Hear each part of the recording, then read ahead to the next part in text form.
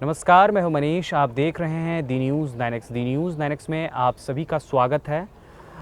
बिहार में नगर निकाय चुनाव चल रहा है और इस वक्त हमारी मौजूदगी बिहार के पूर्णिया में है। पूर्णिया में आज जिनका हम इंटरव्यू करने जा रहे हैं वे खुद अपने मोटरसाइकिल से निकलकर चुनाव प्रचार स्वयं कर रहे हैं। ना इनके आगे कोई दिख रहा है, ना कोई पीछे दिख रहा है। कारण कुछ और भी है। सब सारी बातें तफसील से करेंगे और इनसे जानेंगे कि ये अधिवक्ता होकर के आखिर चुनाव में क्यों कूद पड़े हैं। सबसे पहले अवध जी, आपने हमें समय दिया, इसके लिए बहुत बहुत शुक्रिया। अवध जी, ये बताइए कि आप मोटरसाइकिल पर ही क्यों प्रचार कर रहे हैं? इसका एक बहुत खास रीज़न है।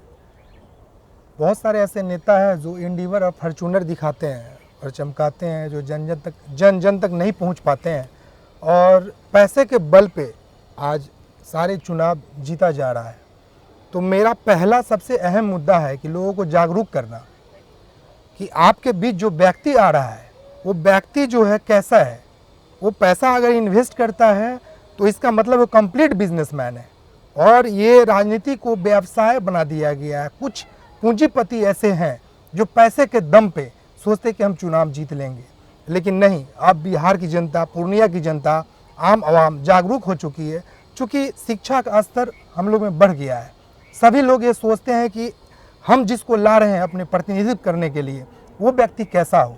तो चूँकि अभी आपने बताया मैं अधिवक्ता हूँ और मैं सोशलिस्ट भी हूँ। पिछले कई वर्षों से मैं अपने ट्रस्ट माँ बालकेसी ट्रस्ट के थ्रू लोगों का मदद करते चला रहा हूँ, जिसमें शिक्षा है और चिकित्सा है। ये दो चीज़ मैं फोकस किया हूँ, जिसमें बहुत जगह जगह गांव-गांव जा कर के मैंने कैंप भी लगाया है और तो लोगों फिर को नहीं, मेरा एक सवाल है। तो अगर आप अधिवक्ता हैं तो फिर क्यों चुनाव में आप चुनाव में इंटरेस्टेड हो रहे हैं? इंटरेस्टेड इसलिए हैं कि जो नगर निगम का चुनाव है वो देखते होंगे कि आप नगर निगम में जो व्यवस्था होनी चाहिए वो पूर्णिया को नहीं मिल पा रही है। जगह जगह नाले हैं तो वहाँ गड्ढे हैं, रोड है तो गड्ढे हैं, लाइट नहीं है। सारा फंड जो है बंदरबाट की तरह अफसर से लेकर के जितने भी नगर आयुक्त हैं सब बांट लेते हैं। इस चीज़ को रोकने के लिए मैं आया हूँ ताकि हमारे समाज, हमारे पूर्णिया का विकास हो सके। तो आपको लगता है कि उन जो लोग बड़े बड़े कॉरपोरेट घराने जो मैदान में आए हैं उसके सामने आप टिक पाइएगा? देखिए, पब्लिक तो बहुत अप्रिसिएट कर रही है और जहाँ तक मैं आज से ही नहीं लगा हूँ, पिछले 2 साल से मैं इस पे फोकस कर रहा हूँ। चूँकि गांव-गांव, हर वार्ड, हर गली, हर लोगों तक, हर घर में मेरा पहुँच है और लोग हमको प्यार भी करते हैं और हमसे बराबर मिलते-जुलते भी हैं। क्या इससे वोट दे देंगे लोग? देखिए, वोट की राजनीति अलग है। अब चूँकि जनता जो है जागरूक है और मुझे लगता है कि जनता मुझे पसंद कर रही है। हमारा सबसे महत्वपूर्ण सवाल होता है कि कोई भी जब व्यक्ति चुनाव में आता है तो उसका एजेंडा क्या होता है? जी। एजेंडा हमें ज़रा बताइएगा। मेरा एजेंडा है कि हर कम से कम 1 किलोमीटर पे महिला शौचालय। अभी आपने पूर्णिया शहर में देखा होगा कि अगर हमारी माता बहनें अगर मार्केट में जाती हैं तो शौचालय का बहुत दिक्कत होता है, उनसे काफ़ी कठिनाइयों का सामना करना पड़ता है। मेरा पहला मुद्दा है ये। दूसरा मुद्दा है मेरा कि जो लोग परेशान हैं अपने घर का नक्शा को बनाने के लिए, जग जाहिर है वो जो है मैं फ्री कर दूंगा। नक्शे का चार्ज में जो करप्शन है उसको मैं जड़ से ख़त्म कर दूंगा। इसके लिए मुझे अगर लड़ाई भी लड़नी पड़े पदाधिकारियों से तो मैं लड़ने के लिए तैयार हूँ। पूर्णिया का एक सबसे बड़ा मसला है, पता है, होल्डिंग टैक्स को लेकर के। जी, होल्डिंग टैक्स को लेकर आपकी क्या राय है? होल्डिंग टैक्स मेरे हिसाब से फ्री होना चाहिए। अगर मैं आ गया चुनाव में जीत गया, मैं होल्डिंग टैक्स ऑलमोस्ट जो नॉमिनल होल्डिंग टैक्स है वही होगा। कोशिश करूंगा मैं कि होल्डिंग टैक्स में पब्लिक को रियायत मिले, कम से कम टैक्स लगे। तो होल्डिंग टैक्स को आप खत्म करने का प्रयास करेंगे? एकदम ज़रूर करेंगे, क्योंकि ये आम आवाम की आवाज़ है। चूँकि हम लोग जो होल्डिंग टैक्स दे रहे हैं पूर्णिया नगर निगम में, वो सुविधा कहाँ है? न जल की सुविधा है, न नाला की सुविधा है। आपका अगर घर है, खुद आप सोख्ता बनाते हैं, नाला आपके घर तक नहीं पहुँचा है, हम किस बात का होल्डिंग टैक्स दें और क्यों दें, किस बात के लिए दें? इसका बहिष्कार मैं शुरू से करता आया हूँ और करता रहूँगा। ये पूर्णिया के नगर निगम चुनाव में ये देखा जा रहा है कि खास करके कि बड़े बड़े कॉरपोरेट घराने चुनावी मैदान में हैं और जो भी लोग चुनाव में आ रहे हैं उनके पीछे कहीं ना कहीं राजनीतिक ताकत है। आपके पीछे किसकी ताकत है?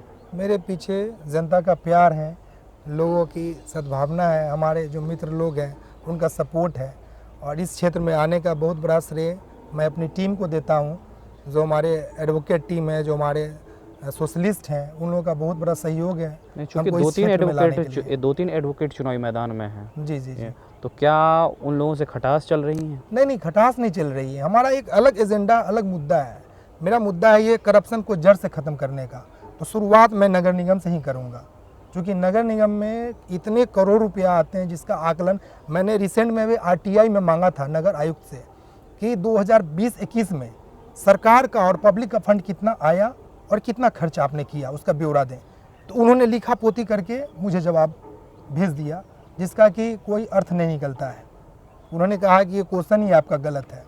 तो इसके लिए मुझे अपील में जाना पड़ेगा हाई कोर्ट, क्योंकि वो सब पदाधिकारी जानते हैं कि उतना दूर तक कोई नहीं पहुंचेगा। लेकिन चूंकि अभी चुनावी माहौल है इसलिए मैं रुक गया, लेकिन मैं छोड़ूंगा नहीं। अच्छा, पूर्णिया में इस वक्त लोगों के घर तहस नहस हो गए जी। तो क्या आपके मेयर बनने के बाद क्या परिस्थितियां होंगी? जो गरीबों के घर टूटे, जो भूमिहीन हो गए लोग, उनको लेकर के आपके क्या विज़न है? मैंने अतिक्रमण जो हो रहा था उस वक्त मैंने काफ़ी आवाज़ उठाई थी और सोशल मीडिया में भी कुछ न्यूज़ चैनल वाले दिखाए थे।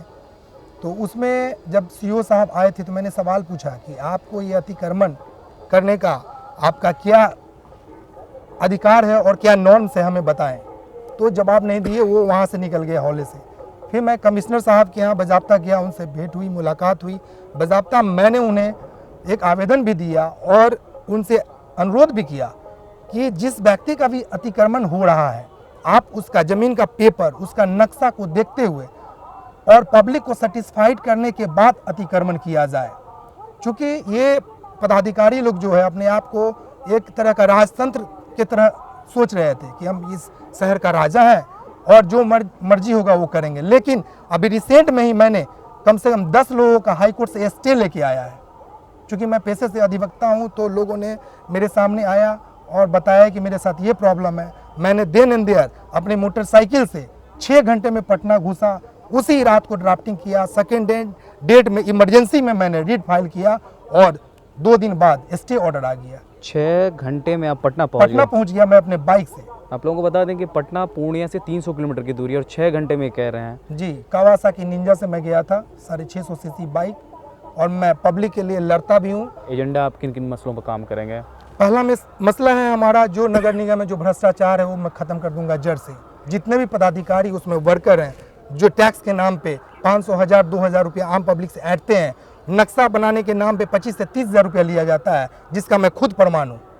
मैं खुद एक आदमी का नक्शा पास कराने गया था तो इतना दिन दौड़ाया, लास्ट में एक कर्मचारी बोला क्या कि सर कहाँ इतना परेशान हो रहे हैं, अगला को बोलिए खर्च पानी दे देगा, नक्शा तैयार हो जाएगा। मेरा ये होगा, दूसरा कदम होगा कि जो भी जन्म प्रमाण पत्र और मृत्यु प्रमाण पत्र होता है उसमें भी पैसे लिए जाते हैं। तो मैं हर एक वार्ड में एक व्यक्ति को डिप्यूट करूंगा जो कि उस वार्ड के लोगों का जो भी समस्या हो, चाहे वो मृत्यु प्रमाण पत्र हो या जन्म प्रमाण पत्र हो, वहीं पर निर्गत कर दिया जाए, उनको ऑफिस का चक्कर नहीं काटना पड़े। बहुत बहुत शुक्रिया। हमारे साथ इस वक्त अधिवक्ता अवध सहनी जी। आपको हमारा यह इंटरव्यू कैसा लगा, आप अपनी राय हमारे कमेंट बॉक्स में ज़रूर दें। अगर आप हमारा यह वीडियो फेसबुक पे देख रहे हैं तो हमारा फेसबुक पेज लाइक करें। अगर आप हमारा यह वीडियो यूट्यूब पर देख रहे हैं तो हमारे यूट्यूब चैनल दी न्यूज़ 9X को सब्सक्राइब कर लें। शुक्रिया। नमस्कार।